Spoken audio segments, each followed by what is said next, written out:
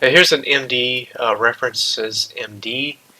I'm thinking that references MD is kind of like a blueprint. If you know Flask and you know the routes and stuff, there's the Flask blueprints where it will take that route pattern and you can apply it to different types of routes after that. That's what I'm kind of thinking about. It's a pattern that you can reuse again and again and again. So this is layer 4 of the ICM stack. Let's bring up his paper. There's some logic board stuff I was doing. Interpretable Context Methodology by Jake Van Clief.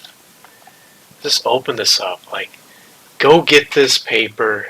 This is super important. This guy is absolutely amazing. Absolutely amazing. And this guy has a cardinal truth. He's got a thing. If you read the 0 to 1 book by Peter Thiel, he talked about knowing something, some truth that most people will disagree with you with. And right now, it's like you have to be an AI expert. You gotta know how to do AI agentic programming and everything in order to build these applications and to have an agentic workflow. Jake Van Clief says, no, you do not have to know any of that. You don't even have to know Python. All you have to do is you have to have any LLM model, any of them, Gemini, Claude, whoever, and you have to have a folder system, and you have to have a simple structure of Markdown files that the AI LLM model can read, and it can know where it is, the Claude.md. It can know what to do. It can also know the mapping, where to go in the context.md file, and then it can know blueprints, tone, other patterns in the reference.md file. And then that way it always has a nice context, whatever folder it's working in. And then if it needs to switch to something else, it can switch to another folder. This is very, very nice. And it also has a different name, Model Workspace Protocol, MWP. And here's the architecture that we are going over. This is the most important thing right here. And if you know this, then you can literally start making an agentic pipeline using nothing but markdown files and folders really. So layer 3 is the reference, and that's kind of like the blueprint, the recipe. And then layer 4 is your actual working thing. It's the thing, your output. So your draft, then it goes to beta, and then it goes to the actual finalized version. It's the ingredients. It's what you're making, your actual physical product, basically. Finally, I understand this. And not only that, this gets really dangerous when you apply it to an actual thing like Streamlit or Flask, some type of interactive web application that walks you through the process. This gets really dangerous right here. And so I actually had Claude make me something, and let me show you what it made. Using Streamlit as the interactive layer, and Streamlit is like Python wrapper around these React components, basically. It's really nice, really good for data analyst work and stuff. Let's go ahead and just do a new run. So this like makes a brief. You just put raw input in here, like what type of job it is or whatever, and then it's going to make a draft, and then it'll make a finalized proposal, and it gives you the ability to make some changes to it before you send it out, right? So if we make like this AI job right here, and like this AI job is way over my head. It's got a lot of stuff, but let's pretend like we're going to send them a proposal, like, hey, don't hire anybody. I can do that for you. I can do it for you for like, I don't know, like $10,000 per project or something. We take this, we take the raw input here, we just click off and extract the brief. This actually extracts things. It's also for this stage right here. This is stage 1.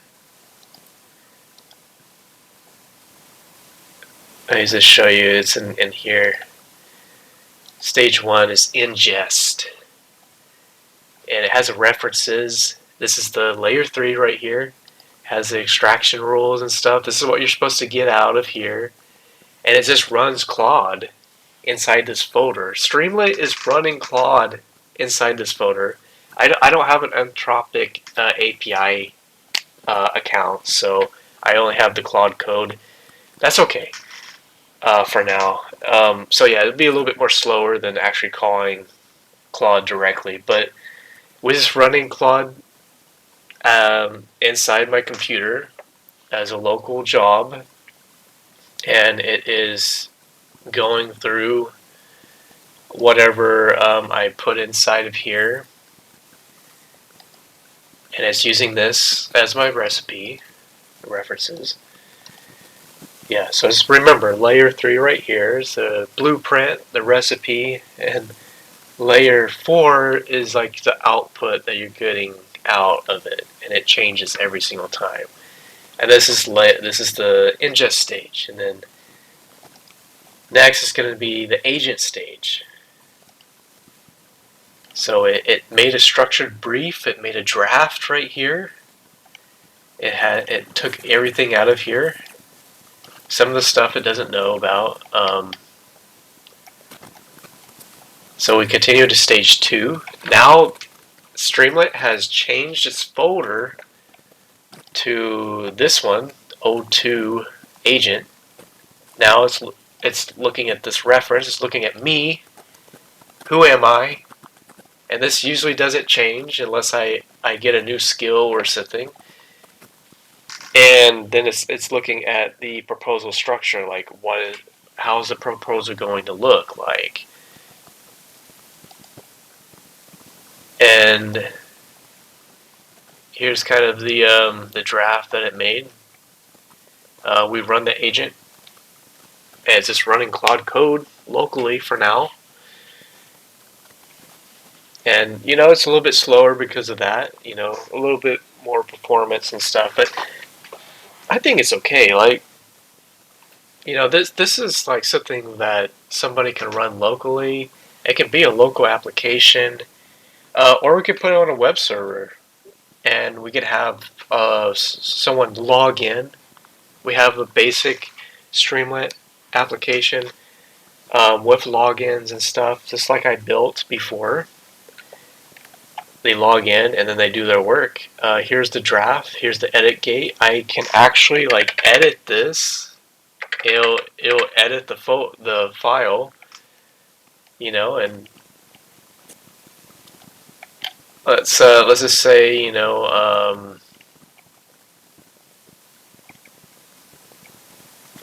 I don't know what to really put into this, but we'll just say, hey, oh yeah, it looks good. Okay.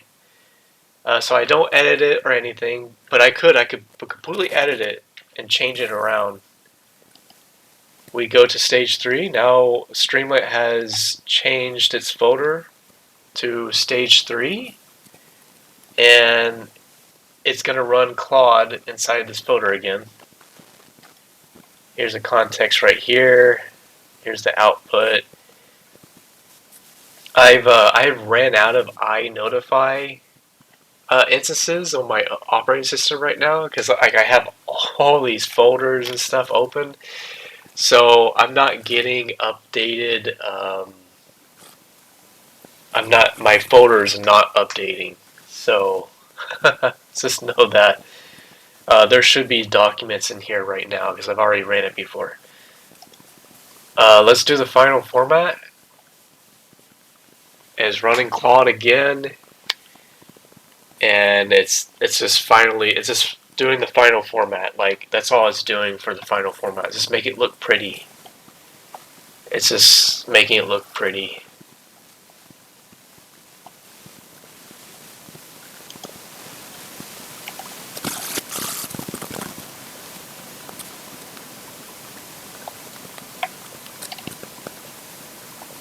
Okay, so if we were to go into that,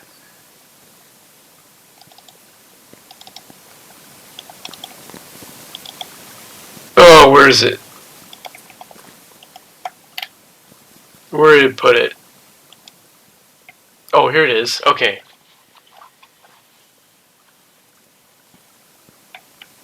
Yeah, so this is what it is. This is the markdown right here.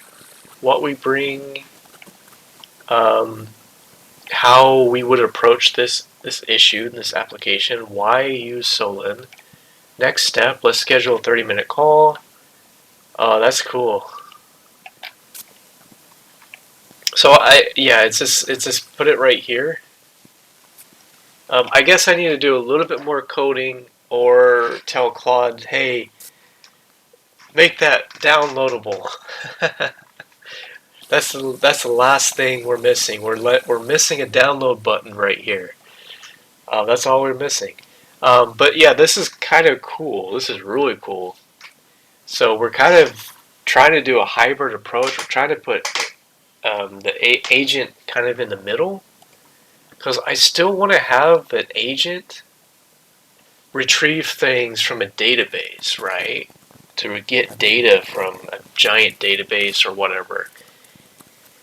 I still want an agentic pipeline in the middle, but I want to have it all structured in this ICM, because this ICM is on point. Separating layer 3 and layer 4 is brilliant. This works. This stuff works right here. This is really dangerous right here. And this gives people who have no experience in Python. Oops, sorry I didn't mean to shake the whole screen. People who have no experience in Python, AI, or anything. People who just know how to use the LLM prompt, which is basically everybody. You can do this. You can build this out. And it lists everything out here. So I think I'm going to have a link to where you can download this file.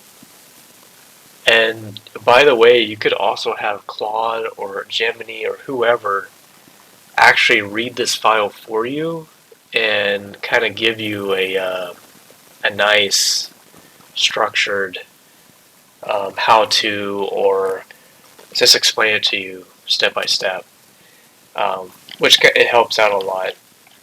I did read the whole thing. Here we go. This is amazing. This is cool. I really like this a lot. And it saves on tokens too. I really like this. So yeah. And if you pair this up with a Streamlit, then make it an interactive application like I did here, this is huge. And what I'm doing next is it's blowing my mind. It might blow your mind. I'm going to show it to you pretty soon, but I want to surprise you about it, and it's going to be cool. It's gonna be super cool. It's gonna be way cooler than this.